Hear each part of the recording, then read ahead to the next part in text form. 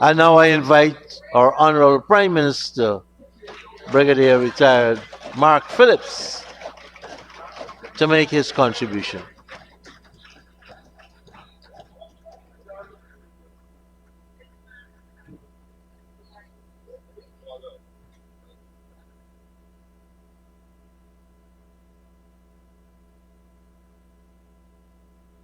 Thank you, Mr. Speaker. Mr. Speaker, many of the speeches that we are hearing during this presentation are indeed farewell speeches.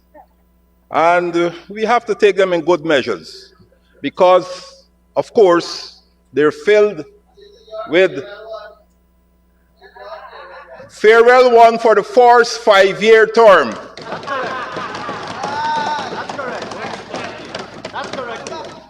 Mr. Speaker, as always, I rise with great pride and honor in support of the 2025 national budget presented under the theme, under the People's Progressive Party, Civic Government, by our Senior Minister in the Office of the President with responsibility for finance and public service, the Honorable Dr.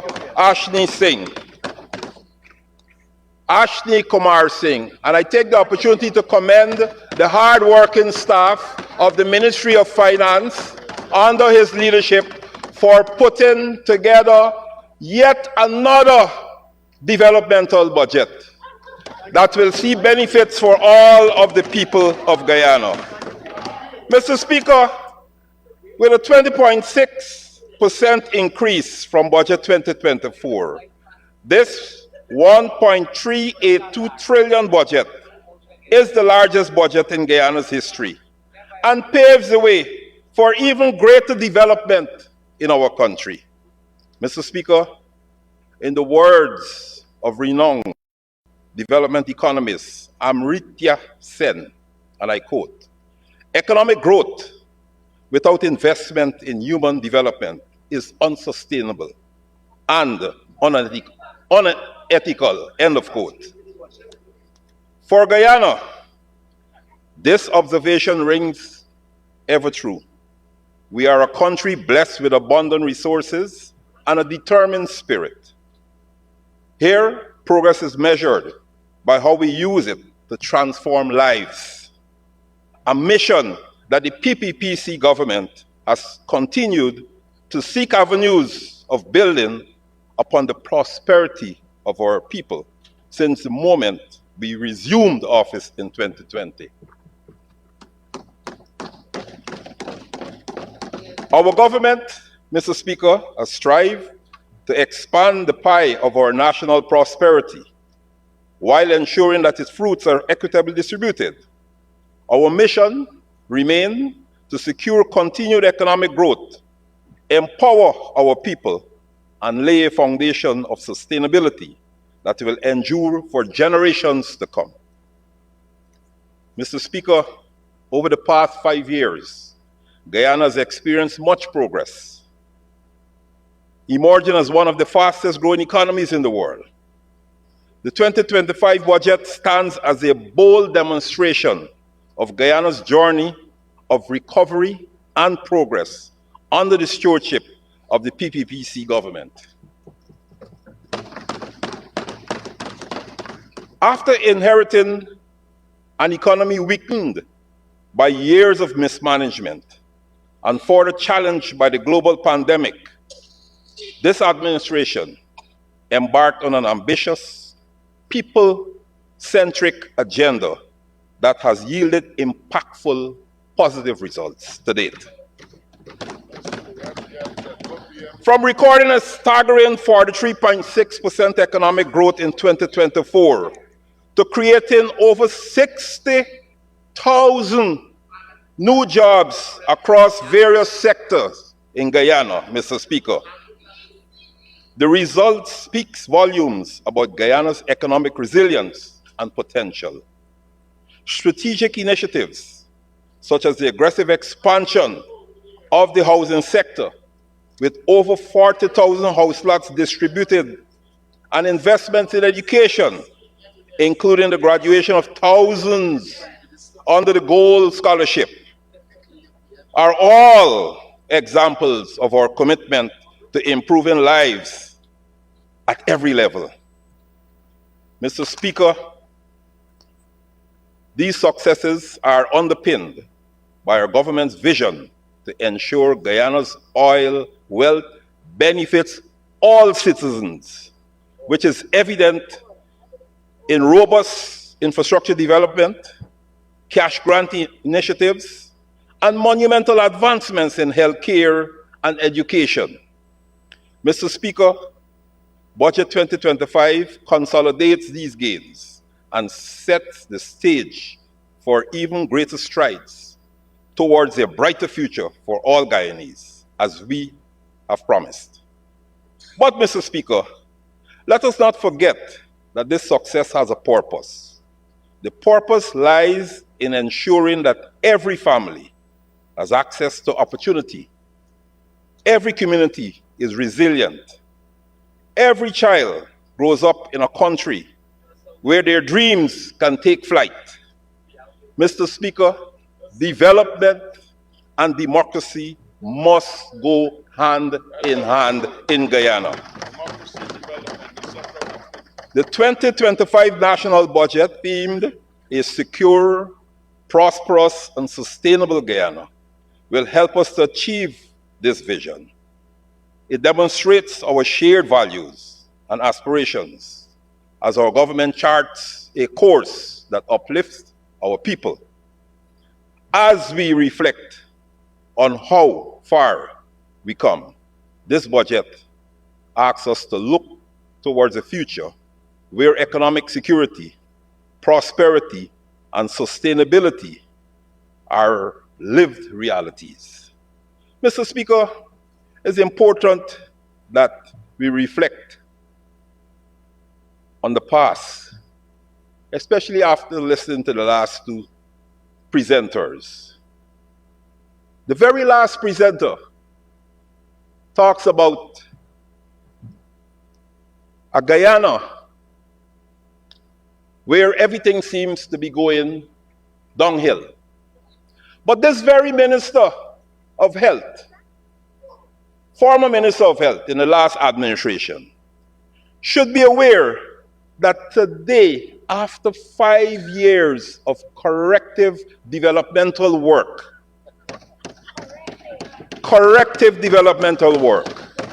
we have rescued Guyana. The people of Guyana can today access, free of cost, cardiology, adult and pediatric open heart surgery, and angiograms and stent, bariatric weight loss surgery, orthopedic scoliosis, knee and hip replacement and revision surgery, neurosurgery, kidney transplant, oncology, cancer treatment, chemotherapy, radiotherapy, brachytherapy, etc., plastic surgery, breast reconstruction, cleft lip, born care, dialysis, hemo and peritoneal, pathology and histopathology services, free of cost. That is happening in Guyana as I speak, Mr. Speaker. Mr. Speaker, it's important listening to the very speaker and the previous presenter, the Honorable Member 𝐃𝐄𝐄, for us to remember from whence we came, as a people. 60 years of developmental struggles in Guyana. 1964 to 1992. 1964 to 1992, Guyana was under the stewardship of the PNC government. And this is what was written in the McIntyre report of that stewardship. I won't want to bore the house, but it's important that I read this part. Guyana has slipped below Haiti. This is an article in the Stabroek News written December the 2nd, 1989. Guyana now ranked below Haiti. McIntyre report. Guyana slipped below Haiti and is now ranked as the poorest country in the Western Hemisphere. This is it. If you want to read it, it's available. I will lay it over, Mr. Speaker. This is a start and conclusion in the just released McIntyre report, which also says the country needs a political system which encourages, let me read again, which encourages the participation of all Guyanese in the recovery program. The report suggests that what is also needed is, and I quote, a restoration of confidence in the ability of the government to manage the economy and share its benefits widely. And share its benefits widely. We must leave some time for that to sink in. It puts inflation at 50% per annum and unemployment at 40% of the workforce. Government's excessive control of the economy. Everybody remember? Controlling the commanding heights of the economy.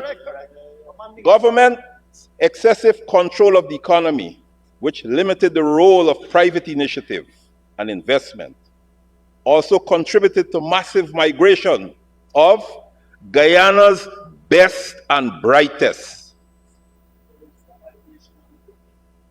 Government corrective measures over the past decade lacked political support and the institutional capacity to undertake strong adjustment measures.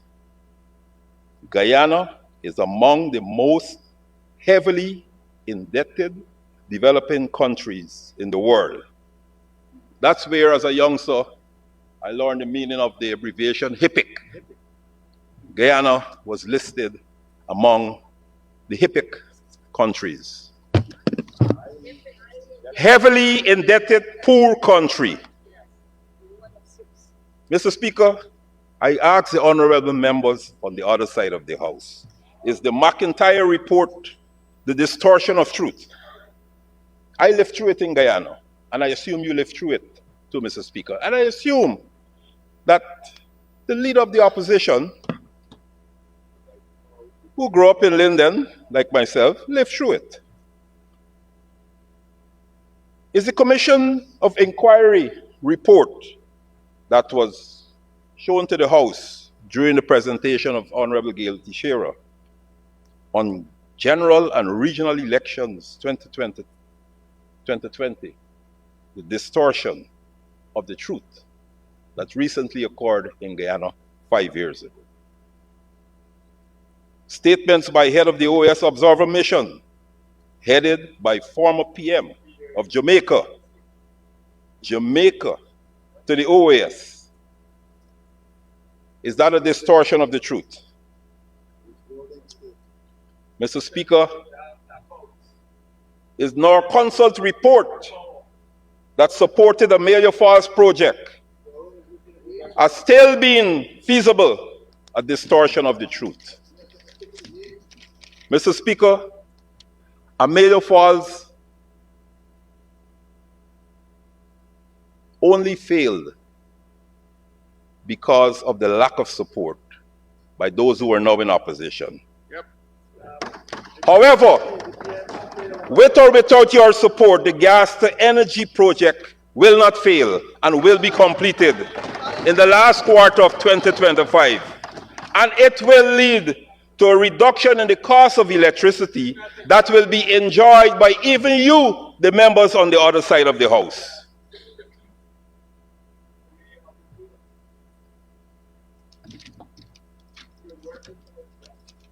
Mr. Speaker, today the development policies of the people-centered PPPC government and its One Guyana policies have all Guyanese having a say in the development of their community, in the development of Guyana, working on projects and earning from projects in their communities. These are our friends, families, and favorites, and they're throughout Guyana. The people building their own roads, clearing their own drains, and being paid for it. Our friends, family, and favorite, who have now expanded, as I mentioned, to all villages throughout Guyana. Mr. Speaker, I can only recall recently I went to sign some contracts for roads in the community of 𝐁𝐔𝐃𝐆𝐄. And all the people told me there, on signing the contracts, Bishop Ejie was there. Everything we asked this government for, we are getting, and we got already. That is the people of 𝐁𝐿 are saying that. We're at a stage today, Mr. Speaker, where community roads and community grounds are rehabilitated in all the communities where our friends, families, and favorite live. Are you published? In Melanie Damishana, in Anns Grove, in Betterboacton, in Buxton Friendship, Yes, PM. in Victoria, In Victoria. in Haslington, Haslington. in Annandale, Eastville, in Region 10, 𝐁𝐿, Kokwani, Linden, over 40 road contracts handed out to our friends, families, and favorites. Over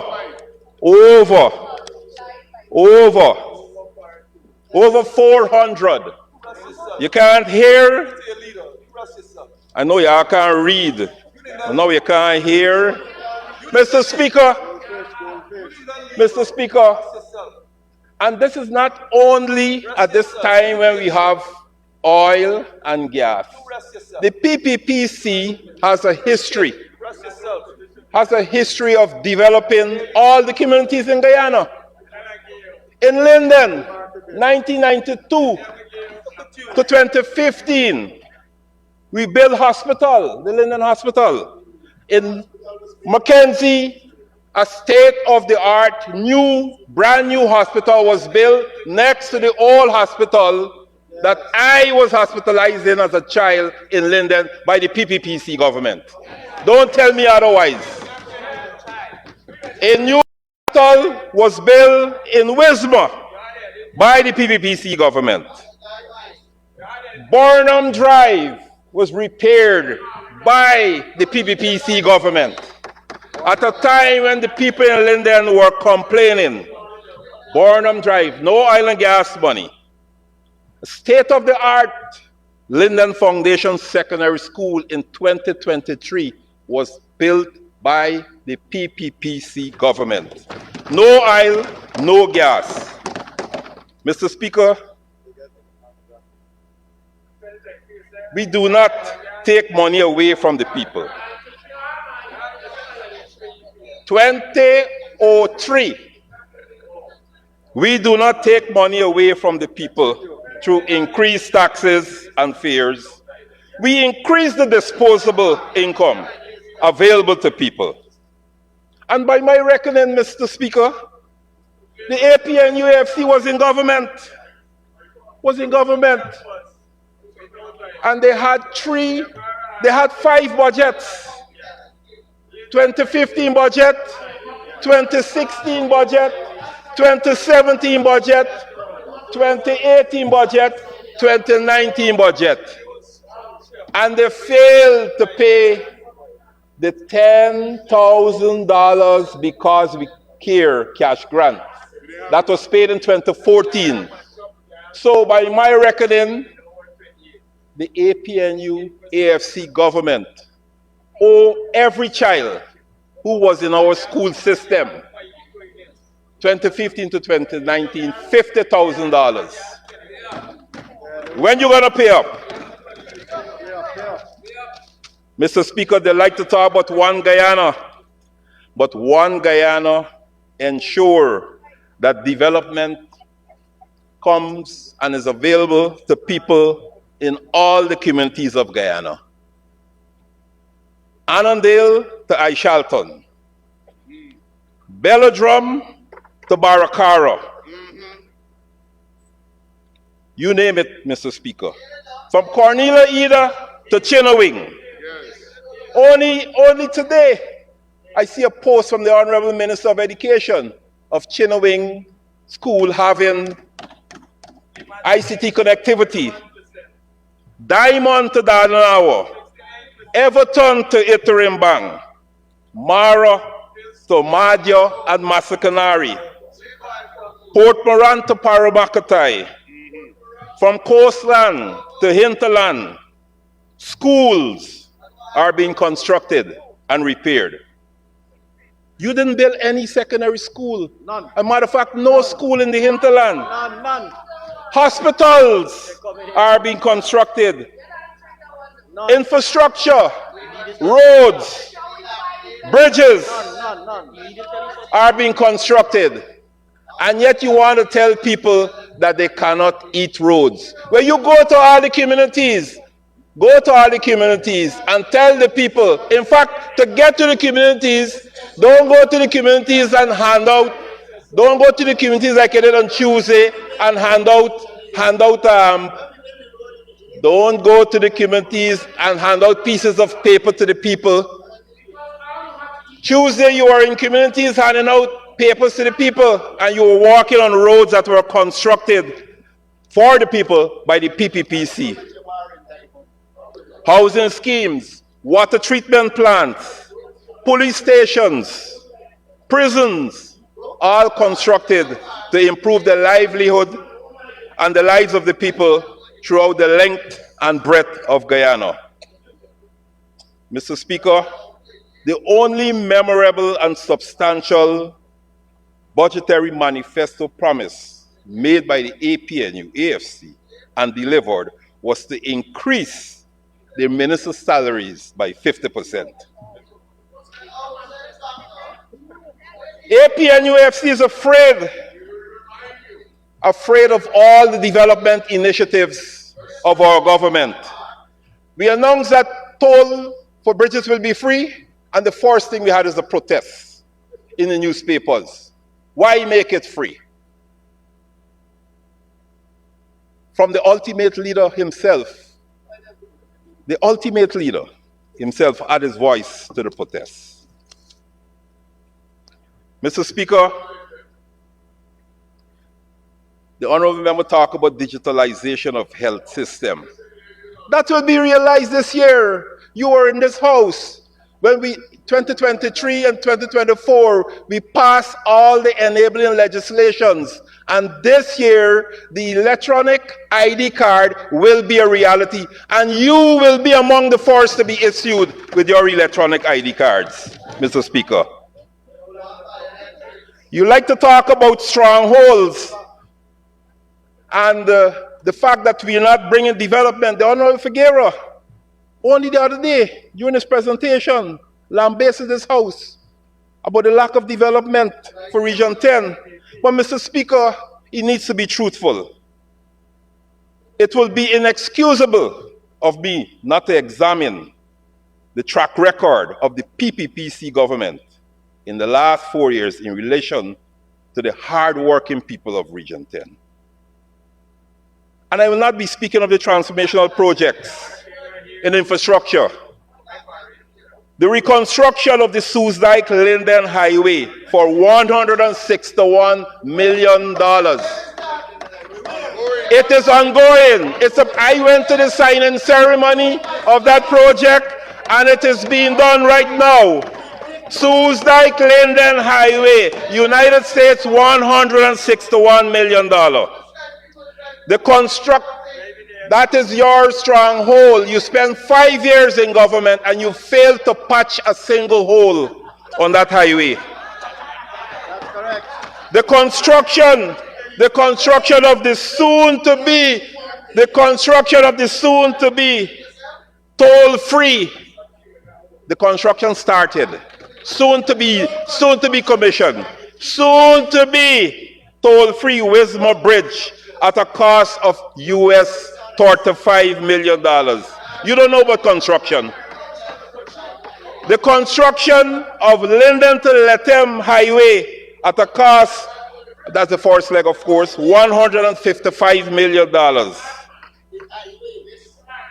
Mr. Speaker, they do not know of the transformational projects in agriculture in Region 10, and they claim to represent Region 10, like the Tacoma Corn and Soya Project.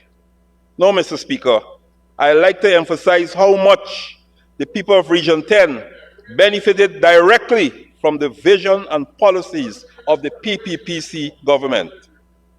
Do you know, Mr. Speaker, that in the last 4 years, we spent $3.2 billion as compared to the meager $226 million that the APNU-AFC coalition government spent between 2015 and 2019.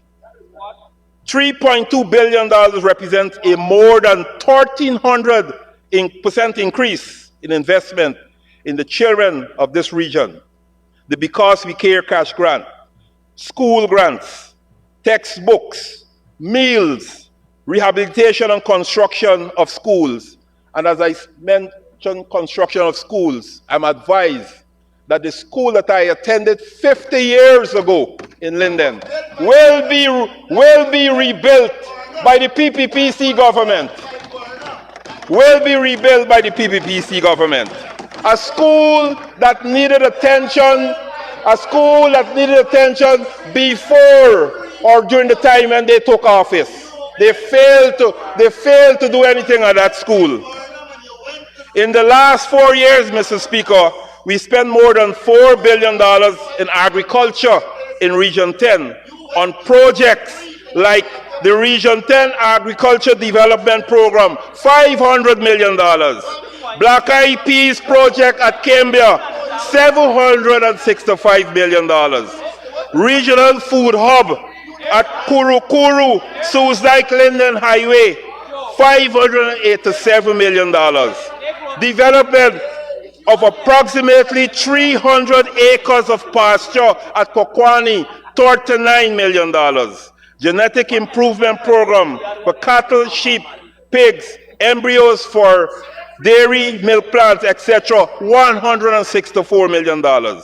Expansion of honey production, $4.3 million.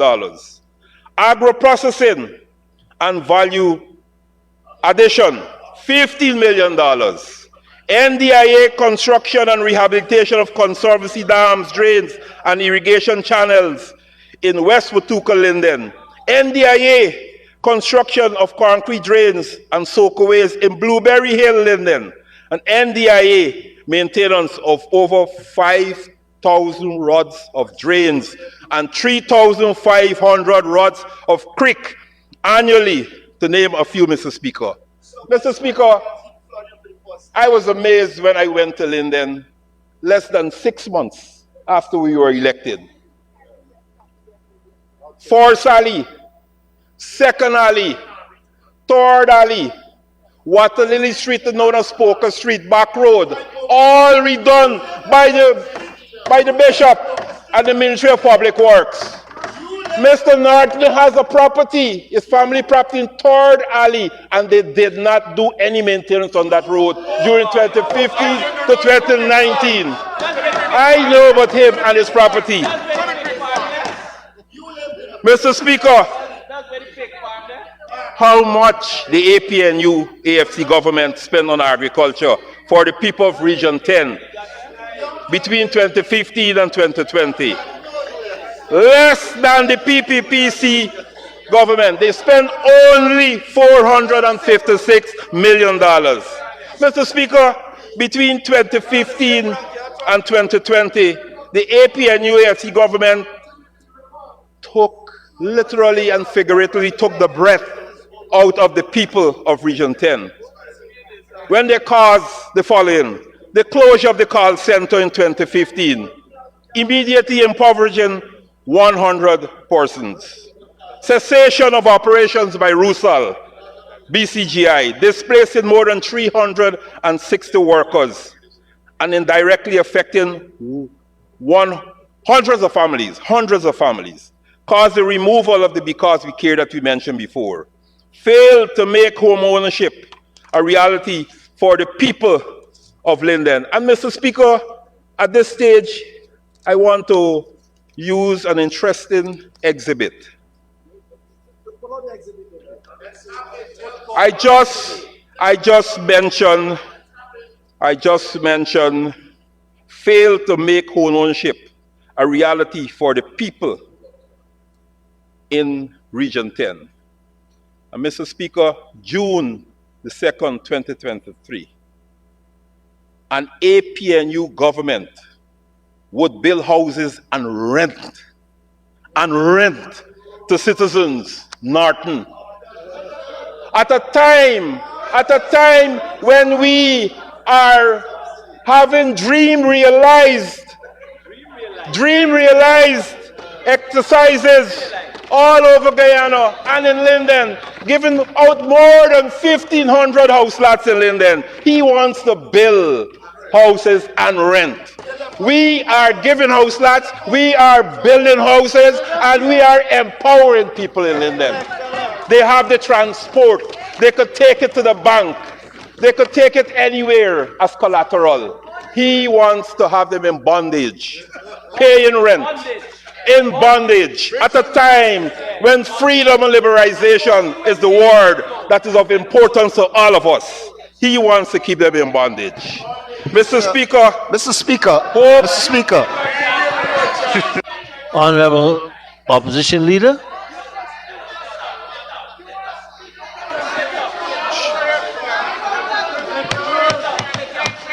Let's hear the point of order on which the opposition leader rises. Speaker, on a point of order under Section 41. Mr. Speaker, if there's a quotation in here, it should be factual. I said rent to own. Honorable Prime Minister, I don't know the quotation, so I can't pronounce if he's... Yeah.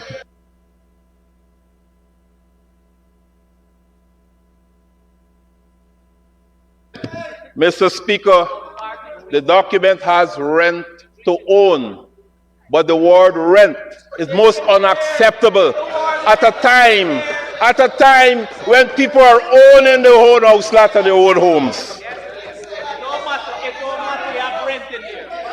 Mr. Speaker,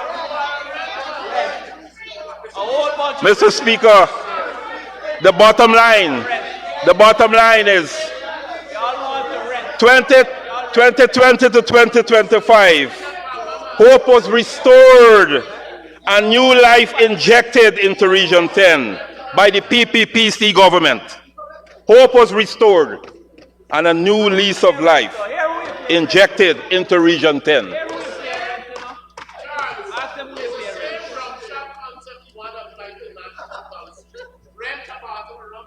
We've invested more than 383% than they would have done in resuscitating tourism sector in Region 10. Invested more than $37 million as compared to a measly $7.8 million spent by the honorable members on that side of the house when they were in government. We've invested more than 47% on small business grants, loans, and trading for small business entrepreneurs in Linden. Invested more than $5.1 billion in 4 years on hinterland roads, bridges, miscellaneous roads to improve the transport and logistics network in the region. How much did the APNU-AFC spend, Mr. Speaker? 289 million in 5 years. Most despicable, Mr. Speaker.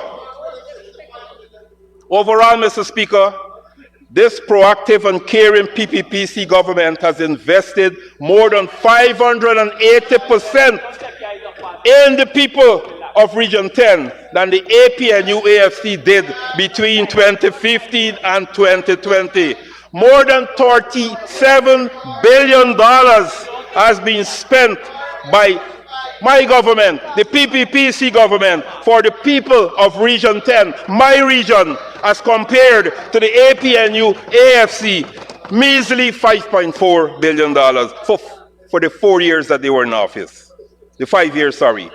And yet, Mr. Speaker, they barefacedly sit in this honorable house to criticize the vision of Budget 2025, when their own actions and inactions are indefensible, Mr. Speaker. Indefensible. All is here. Mr. Speaker, I know, well, I wouldn't go into this. Starbuck News on the rigging, the history of rigged elections in Guyana. The Honorable AG went into this. The Honorable AG went into this. I shall start by saying the last free and fair election. Honorable Prime Minister, let us give you some more time so that you can continue. Mr. Speaker, may the Honorable Prime Minister be given 5 minutes to conclude and complete his presentation, please. Honorable Prime Minister, you can continue. You can continue, Honorable Mr. Speaker, as I said, I wouldn't go through this, but I need to say what was on the line. The last free and fair elections prior to 1992 were held in December 1964. Prior to 1992. I say no more. You can read it. This is laid over.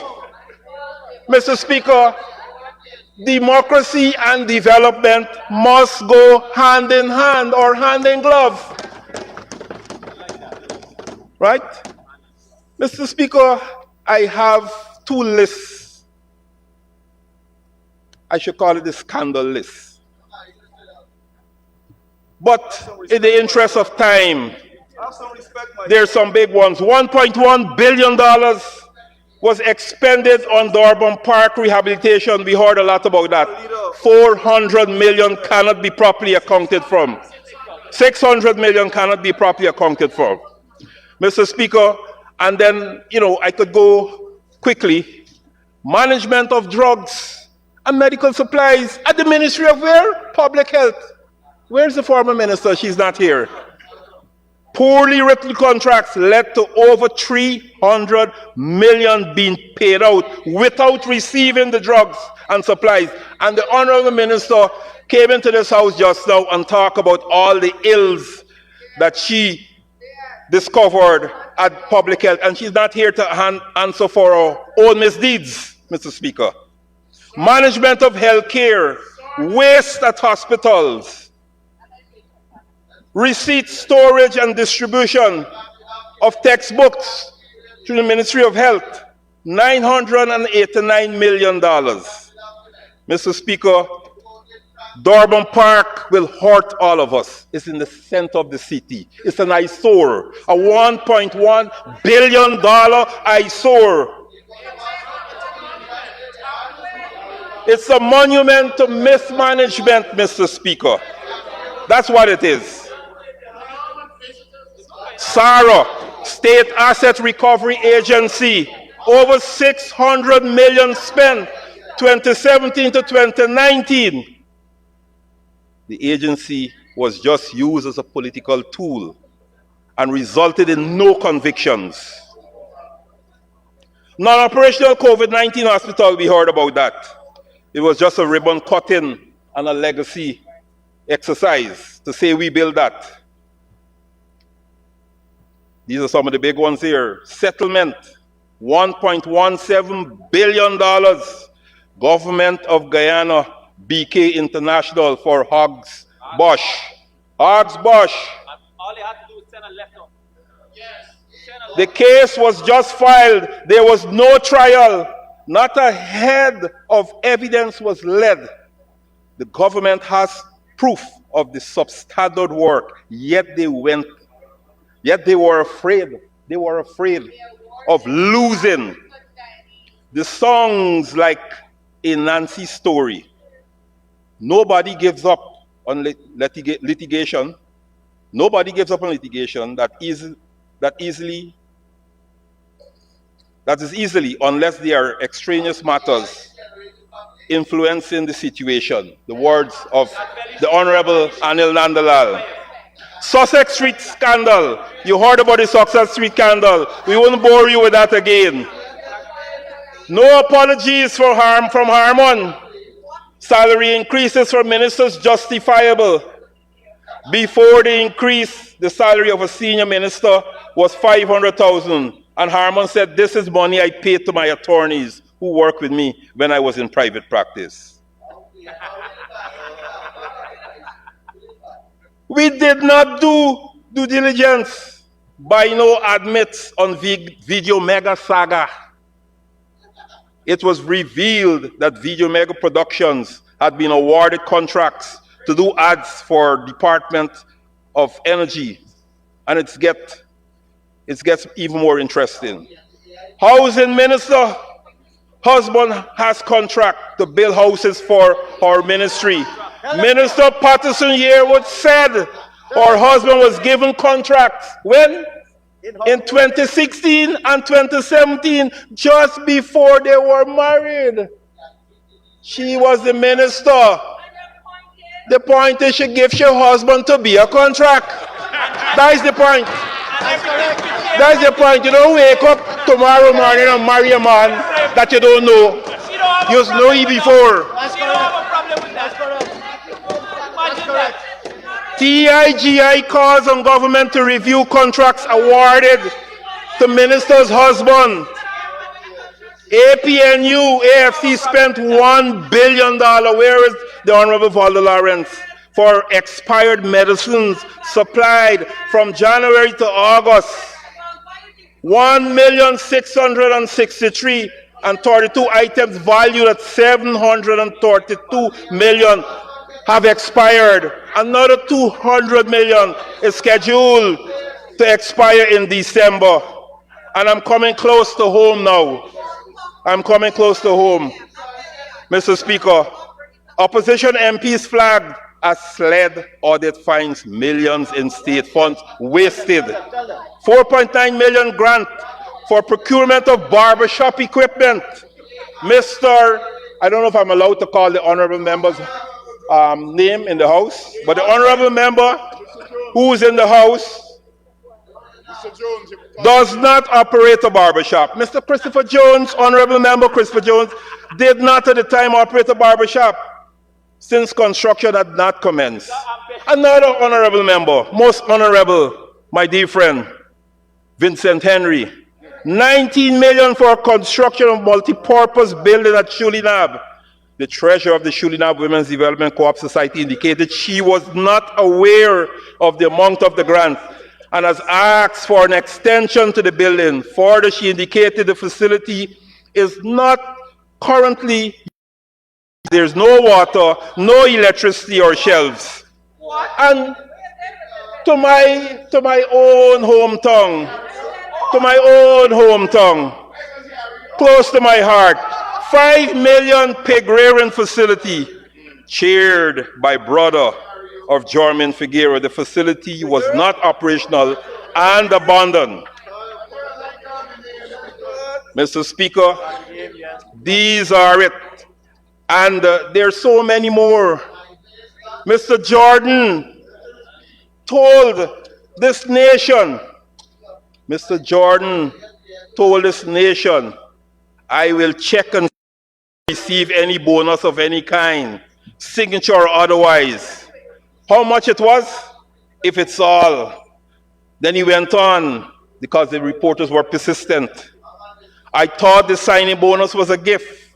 According to Jordan, when the individual who apparently negotiated this, look, I'm not going to call it bonus yet, this number, he represented it as monies being given by Exxon for the specific purposes of the border and training and petroleum activities. I am not saying that the individual lied or anything, but he fairly represented what Exxon wanted. Then we did not get a signing bonus. No signing bonus. Mr. Jordan, again, when questioned by the media, he said it was a figment of their imagination. But here's why he said that. In the Parliament, Speaker, how did we arrive at 80 million? Winston Jordan, I don't know. I cannot tell you. I know. I wasn't part of any negotiations.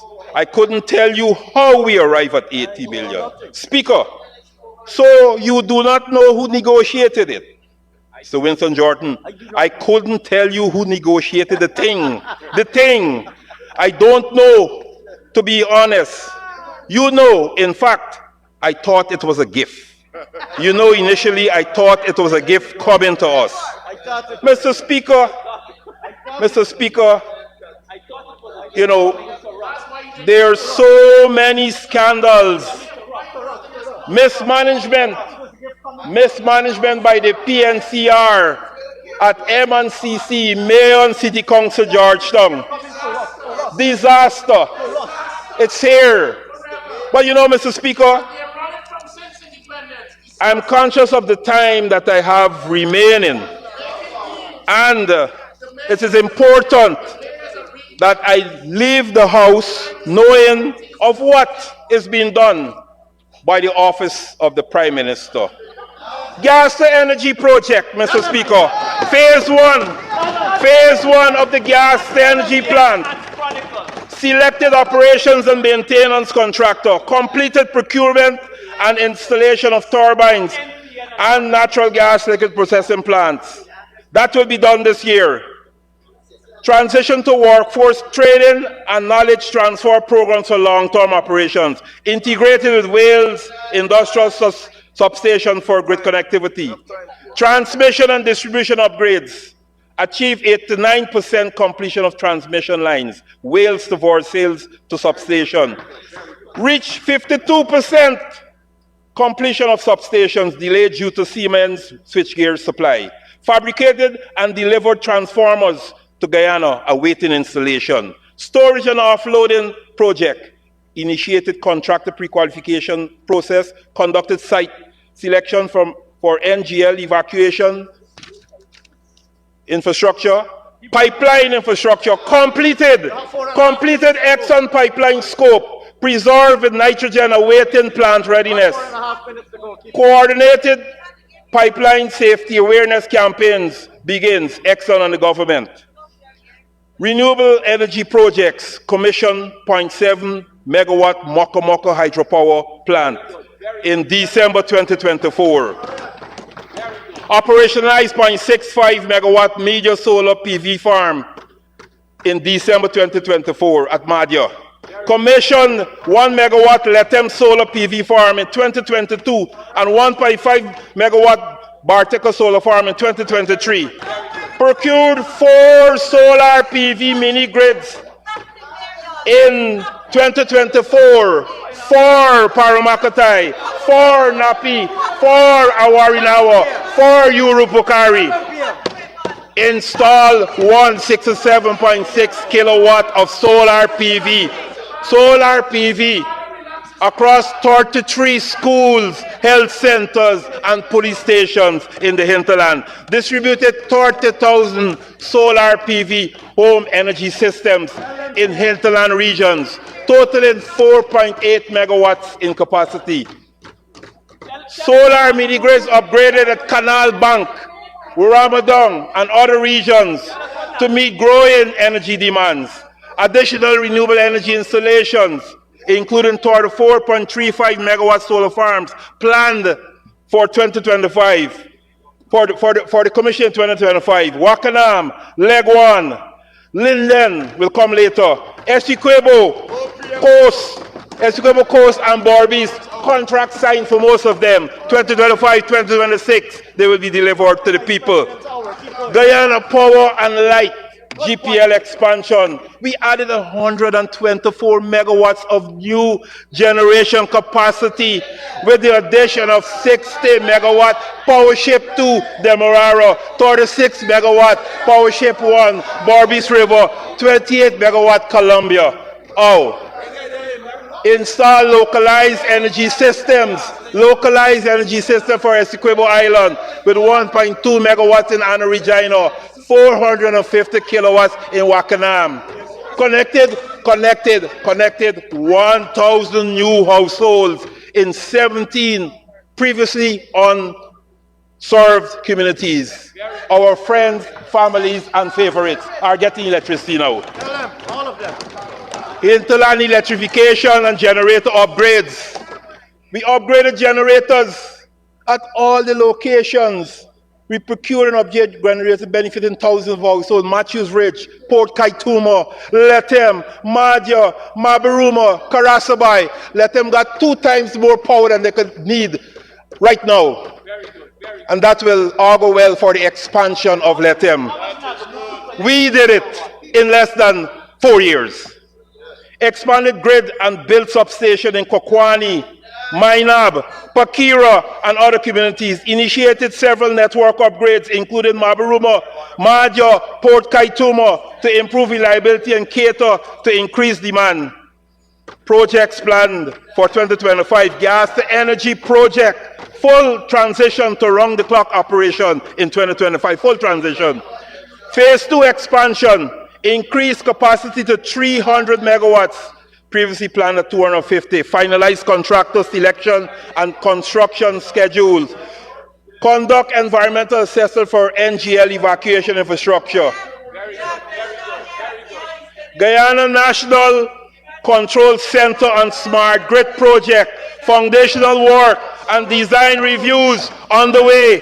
Temporary building materials arriving at Port Georgetown by January the 24th, 2025. QAS and OTS system delivered and site preparation ongoing. Transmission and distribution expansion. Complete construction of 155 kilometers of 230 kV transmission lines. 214 kilometer 69 kV transmission lines, 363 kilometers of primary distribution lines in Regions 3, Regions 4, Region 5, Region 6, established new substation in Kurukuru, Enmore, and Williamsburg. And I went only the other day for the first time to Laluni, and I promised the people they will get electricity, and we will deliver that. Renewable energy, 8 megawatt solar PV farm in Essequibo, 10 megawatt solar PV farm in Barbies. Install 750 kilowatt solar PV microgrid, Wakanam Island. Expand solar mini grids to new communities, including those in Paramakatai, Napi, Yupukari, with the 4 solar PV mini grids procured already, as mentioned, in 2024. Hinterland electrification expansion in 2025. Expand electricity access to Canal Bank, Wonga, places that you never heard of or never went to before, and unserved areas in Region 1. Install new generators, expand distribution networks, and upgrade existing systems. Electrification projects for Itabali, Madja, and other locations. You never hear about these places. Hinterland electrification generator capacity upgrade. We mentioned already Port Kaituma.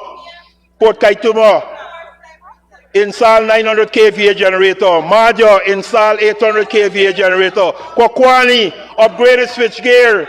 The honorable member talked about Kokwani being out of power. They were out of power because they were upgraded the switchgear.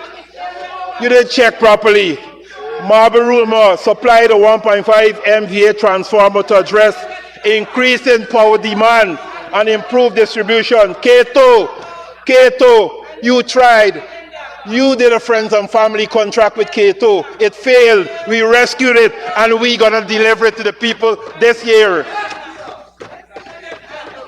Electrification projects, extended grid to Madhya housing scheme, Cans Hill, you know we can Hill there? They are from Abrumo. Whitewater Junction, completed electrification for Itabali benefiting 100 households, supported Tipiru schools and clinic with solar PV. Solar PV installation this year will be done and delivered to the people at Seaby, Quibana, Wakapau, Riverview, upgrade facilities. The facilities for Santa Monica, Karakaburi, and Baramito, they already have it, but they're asking for upgrades. So we're going back to the people and we're going to upgrade it this year. Expanded grid for housing scheme, clinics and public facilities in underserved communities, especially in the hinterland. Bridging the divide, bridging the development divide. That is what we're doing for people. Coastland and hinterland must enjoy the prosperity of this nation. Shared prosperity. Telecommunications. Honorable member, she don't want to be here when I talk about communications. Liberalized telecommunications sector 2020. 5th of October 2020. On my board day, I signed it. Increase in competition. 90% reduction in what people are paying for data in this country. Connected 215 out of 253 hinterland communities to high-speed internet, benefiting 127,000 people. Have better internet than many places on the coastline right now in the hinterland. Expanded fiber optic network from 187 kilometers to 700 kilometers. Safe City is now expanded to Safe Country. Established 153 ICT huts with 126 fully operational, trained 150, trained 1,560 individuals in ICT skills across 9 administrative regions. Executed Girls Code Program, 150 participants took part in that. Girls. Conducted ICT accessibility training program. What more you want to hear? Things are happening in Guyana. We are developing at a terrific rate. The people are seeing development. The people are feeling development. The people are discussing development. And the people are saying they want 5 more years of development by the PPPC government. Digitization of government services, you promise it, we're delivering it. Digitization of center services, including the processing of board certificates, passports, marriage and death certificates under the Ministry of Home Affairs. Single window planning system launched in June 2024 enables digital applications and tracking of land development permits, improving efficiency. Mobile cash grant system developed in October 2024 demonstrates the efficacy of digital governance by enabling the efficient distribution of the 100,000 Guyana dollars cash grant to beneficiaries. That is ongoing. They get to the money. And the president promised more money. Complaint management system at the Ministry of Labor. Complaint handling process was deployed in May 2024. Job bank application, Skills Connect, a mobile job bank application deployed in October 2024. Persons can easily access job opportunities and market their skills. Inspection system mobile app that enables labor officers and inspectors to perform labor inspections utilizing tablets that can store data. EPA complaint management system, license management system deployed in October 2024. This simplifies the complaints workflow and provides an online presence for citizens to submit complaints and environmental issues. A module has also been developed to digitize application for the processing of various licenses under EPA. Ministry of Home Affairs, Immigration and Service Support, Visa, e-services, system improvement to the visa application system are being made. MHSS, Ministry of Human Services and Social Security, social workers registry to manage and track social workers across the country for capacity development and direction of resources where they're needed. WIN, Directory of Female Business Owners Online, Female Business Directory for the Women Investment Innovation Network, mobile app and website, January 2022, that was done. Infrastructure expansion, planned infrastructure expansion, complete the LEO, low Earth orbiting internet rollout to the remaining 38 communities will be done this year. Expand Wi-Fi GY program to more schools and health centers this year. Launch national EID system, $1 billion Guyana investment. Facilitate, streamline identification services, fingerprint verification, and elimination of redundant audit documents. Card issuance to begin in 2025 with ISO, listen, ISO certified, 𝐃𝐄𝐄 accepted standards. Training initiative, train 1,800 people, young people, nationwide in ICT skills. Continue train the trainers program and expand accessibility training. Enhance and grow the Guyanese Girl Code program. Innovation program, launch innovation camps during school vacation. Introduce Ideathon and Tech Trivia programs. Safe country expansion, expand to 320 additional IVS sites and regions in 2025 with $6.2 billion allocated in the budget. Enhance national security through smart technologies and command center. Safe road intelligence system, SRIS. Implement traffic management technology, including radars and automated ticketing. Disaster preparedness response. Completed projects 2020-2024. Honorable Prime Minister, we've been very, very generous. It's time that we wind down.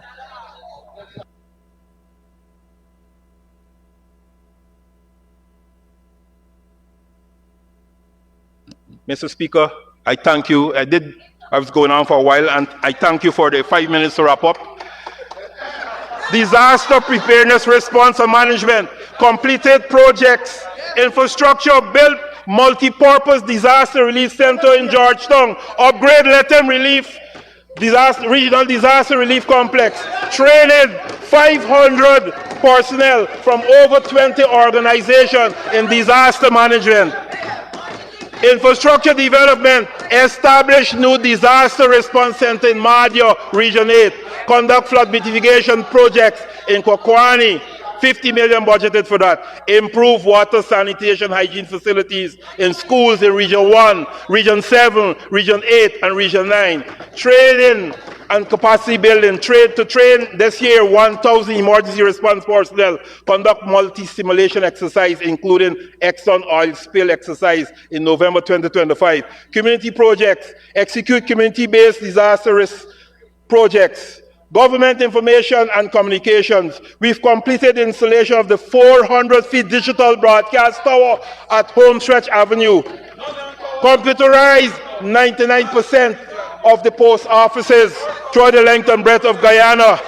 And this year, we will install new radio relay stations at Port Kaituma, Keto, Kokwani, and New Amsterdam. And we will upgrade Essequibo broadcasting facility, tripling the transmission strength.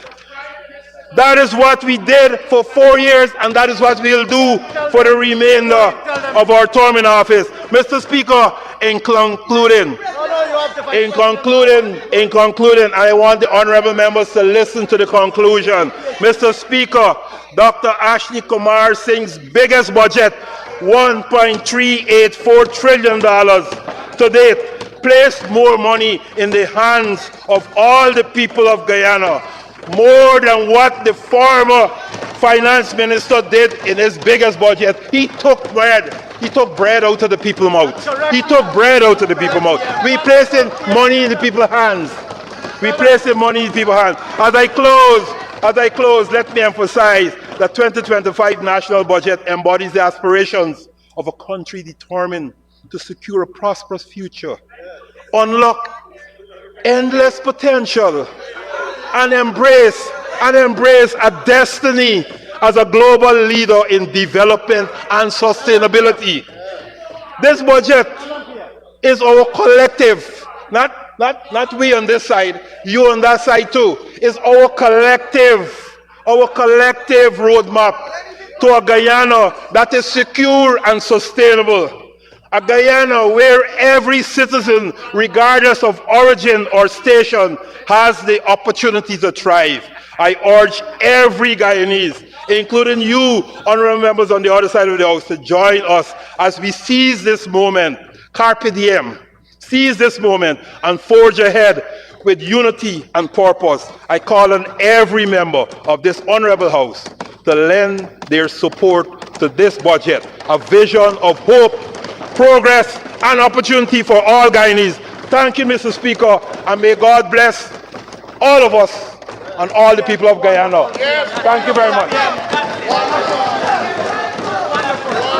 Thank you very much, Honorable Prime Minister.